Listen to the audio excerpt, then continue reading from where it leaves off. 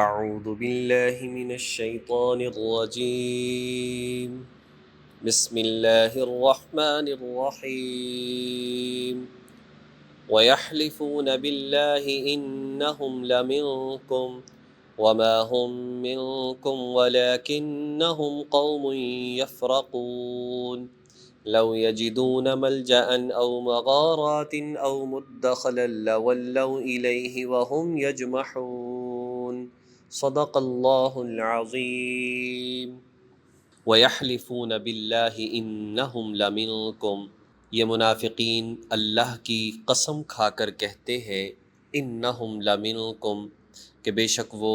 تمہارے ساتھ ہیں، تم میں سے ہیں، مسلمانوں میں سے ہیں۔ وما ہم منکم، حالانکہ وہ تم میں سے نہیں ہیں، ولیکنہم قوم یفرقون، لیکن وہ لوگ تو بڑے ڈرپوک قسم کے ہیں۔ لو یجدون ملجأً، اگر یہ لوگ کوئی جائے پناہ حاصل کر لیتے، ملجأً پناہ کی جگہ، او مغارات،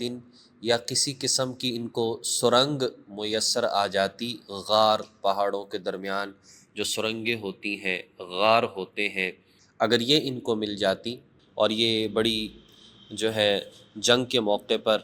یہ سرنگیں بہت فائدہ دیتی ہیں۔ افغانستان کی فتح کا بہت بڑا جو سبب ہے وہ سرنگیں ہیں، کہ نہ امریکہ روس والے ان پہاڑوں کو ختم کر سکے اور نہ ہی ان سرنگوں کو ختم کر سکے، اور وہ ان مسلمانوں پر غلبہ حاصل نہیں کر سکے۔ تو اگر انہیں کوئی جائے پناہ مل جاتی یا کوئی سرنگ مل جاتی، او مدخلاً، یا کوئی اور گھس بیٹھنے کی جگہ مل جاتی، کوئی داخل ہونے کی جگہ مل جاتی، تو لَوَلَّوْا إِلَيْهِ وَهُمْ يَجْمَحُونَ، تو پھر یہ ضرور ادھر کا رخ کرتے، وَهُمْ يَجْمَحُونَ، اور بے لگام دوڑے بھاگے چلے جاتے۔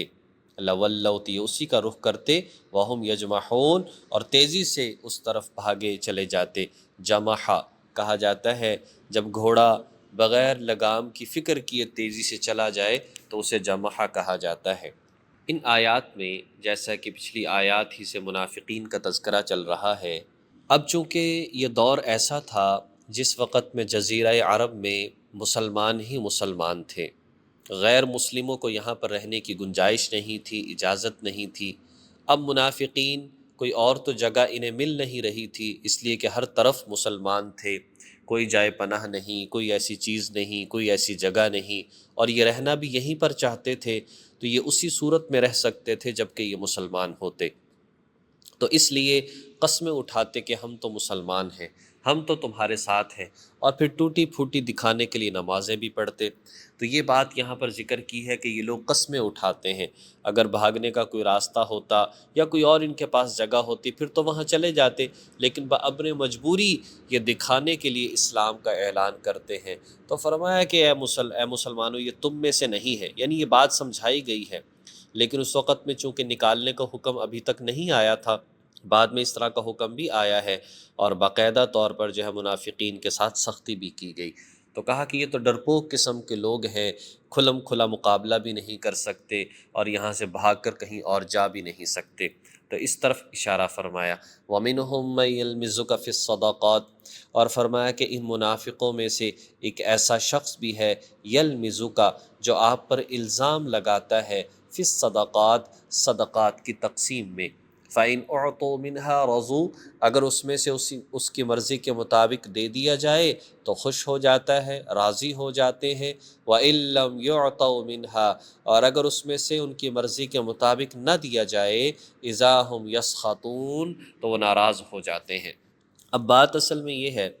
چونکہ غزوات کا سلسلہ تھا اور اللہ تبارک و تعالیٰ کی طرف سے فتوحات حاصل ہو رہی تھیں، مال غنیمت بھی آ رہا تھا، تو جیسے مال غنیمت آیا، بعض میں آتا ہے کہ حنین کے موقع پر یا تبوک کے موقع پر جب مال غنیمت مسلمانوں کے پاس آیا، تو اس وقت حرقوس بن زہیر بنو تمیم کا ایک شخص تھا، اس نے کہا کہ نعوذ باللہ محمد صلی اللہ علیہ وسلم جو ہے وہ تقسیم صحیح طریقے سے نہیں کرتے، اس لیے کہ حضور علیہ الصلوۃ والسلام اس بات کو سمجھتے تھے اور جس طرح کے مجاہدین کے گھرانے تھے، کسی کے 5 افراد ہیں، کسی کے 10 افراد ہیں، کسی کے کتنے، کوئی مقروض ہے، کوئی بیمار ہے، تو اسی اعتبار سے آپ علیہ الصلاۃ والسلام تقسیم فرمایا کرتے تھے، سب کو ایک جیسا نہیں دیتے تھے۔ تو یہ لوگ کہتے لے کسی کو زیادہ دیتے ہیں، کسی کو کم دیتے ہیں، تو یہ تو تقسیم ٹھیک نہیں ہے۔ اور ظاہری بات ہے کہ شرعی طور پر بھی ایسا ہی ہے۔ مثال کے طور پر مجاہدین ہی ہیں اور ان کے اندر تقسیم کیا جا رہا ہے، اور ایک مجاہد ایسے ہے کہ اس کے جو ہے خادم زیادہ ہے گھر میں، تو ان خادموں کا خیال بھی رکھ کر جو ہے وہ دیا جائے گا۔ بہرحال جتنے افراد ہیں اس اعتبار سے دیا جائے گا۔ تو یہ لوگ کیا ہے کہ جب ان کو ان کی مرضی کے مطابق مل جاتا ہے تو بہت خوش ہوتے ہیں، اور اگر اپنی مرضی کے مطابق نہیں ملتا تو پھر ناراض ہو جاتے ہیں اور کہتے ہیں کہ آپ نے تقسیم جو ہے وہ ٹھیک نہیں کی۔ فرمایا کہ وَلَوْ أَنَّهُمْ رَضُوا، کاش کہ یہ لوگ راضی ہو جاتے، ما آتاہم اللہ ورسولہ، اس پر کہ جو اللہ اور اس کے رسول نے دیا ہے، وقالوا حسبنا اللہ، اور یہ لوگ کہتے کہ ہمارے لیے اللہ کافی ہے، سیؤتینا اللہ من فضلہ ورسولہ، تو عن قریب اللہ تعالیٰ اپنے فضل سے ان کو اور زیادہ دیتا اور رسول اور زیادہ تقسیم کرتا، اس لیے کہ شکر ادا کرتے۔ جب شکر ادا کرتے تو ظاہر ہے کہ اللہ تعالیٰ کی ذات اور ان کو عطا فرماتی۔ انا الی اللہ راغبون، اور یہ لوگ کہتے کہ بے شک ہم اللہ ہی کی طرف لو لگائے ہوئے ہیں، اللہ ہی کی طرف متوجہ ہوئے ہیں، لہٰذا اللہ تعالیٰ اور عطا فرمائے گا اور اللہ ہمیں اور دے دے گا۔ تو ساری بات کا خلاصہ یہ نکلا، اللہ تبارک و تعالیٰ کے احکامات اور نبی پاک صلی اللہ علیہ وسلم کا طریقہ، اس کے مطابق زندگی گزارنا اور ان فیصلوں کو قبول کرنا اور دل و جان سے سر تسلیم خم کرنا اور اس کے مطابق عمل کرنا،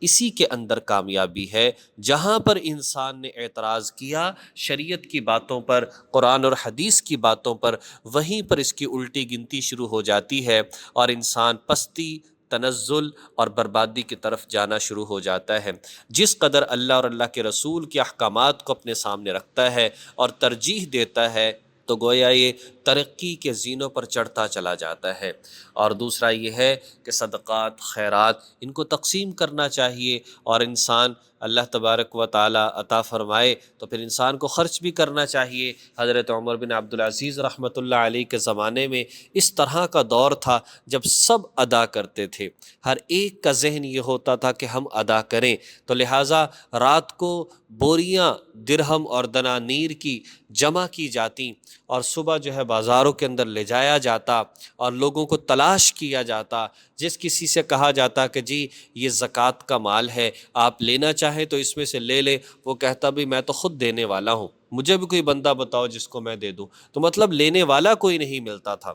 اس لیے کہ ہر ایک کا ذہن دینے کا بن چکا تھا۔ آج عجیب صورتحال ہے، دینے والے دیتے نہیں اور پیشہ ور لوگ لینے والے جو ہیں وہ پھرتے ہیں مانگنے کے لیے، اور یہ بات بھی ہمیں سوچنی چاہیے۔ مستحقین مل جاتے ہیں، ایسی بات نہیں کہ مستحق نہیں ملتے، مستحقین مل جاتے ہیں اور تلاش کرنے چاہیے، ورنہ ذمہ دار حضرات جو مسائل کو سمجھنے والے ہیں ان سے رابطہ کرنا چاہیے تاکہ صحیح طریقے پر خرچ ہو سکیں۔ آج گورنمنٹ جیسے بینکوں کے ذریعے سے زکوٰۃ کٹ جاتی ہے، عشر، زکوٰۃ وصول کیے جاتے ہیں، تو یہ صحیح جگہوں پر استعمال نہیں ہوتے، اور اسی طرح سے جو علاقہ وائز جمع کیے جاتے ہیں وہ بھی صحیح طریقے سے جمع نہیں ہوتے اور استعمال صحیح طریقے سے نہیں ہوتے۔ محلوں کی گلیاں، نالیاں، بجلی کا نظام اور اسی طریقے سے الیکشن وغیرہ اس سے لڑے جاتے ہیں، ظاہر ہے کہ اس پیسے سے تو نہیں کیا جا سکتا۔ اسی طرح سے ہاسپٹل کے اندر جہاں پر زکوٰۃ جمع کروا دی جاتی ہے، جو لوگ آتے ہیں اپنی ٹیسٹ فری کروا رہے ہیں، یہ کروا رہے ہیں، وہ کروا رہے ہیں، ایک طریقہ کار چل پڑا، اس میں امیر ہے وہ بھی اور غریب ہے وہ بھی جاتا ہے اور اس طرح سے اس کو وصول کر رہا ہے۔ تھوڑی سی تحقیق جو ہے وہ ضروری ہے۔ بعض اوقات لوگ پڑھے لکھے نہیں ہوتے، اس لیے کچھ نہ کچھ بتانا ضروری ہوتا ہے کہ یہ زکوٰۃ کا پیسہ ہے، آیا آپ اس کے مستحق ہیں یا نہیں ہیں۔ بعض اوقات لوگ کہتے ہیں جی ہم تو بہت غریب ہیں، ہمارے پاس جو ہے وہ مال و دولت نہیں ہے، لیکن ان کے پاس زیورات ہوتے ہیں، وہ زیورات کو اس شمار میں لاتے ہی نہیں اور پھر زکوٰۃ جو ہے وہ لیتے پھرتے ہیں۔ تو بہرحال بات یہ ہے کہ اس بات کا اہتمام کرنا چاہیے۔ اگلی آیت کریمہ بڑی تفصیلی آ رہی ہے کہ زکوٰۃ کے صدقات واجبہ کے مصارف کیا ہیں اور کہاں پر ان کو ادا کرنا چاہیے۔ اللہ تبارک و تعالی ہمیں مسائل کو سمجھ کر اس کے مطابق عمل کرنے کی توفیق عطا فرمائے۔ وآخر دعوانا ان الحمد للہ رب العالمین۔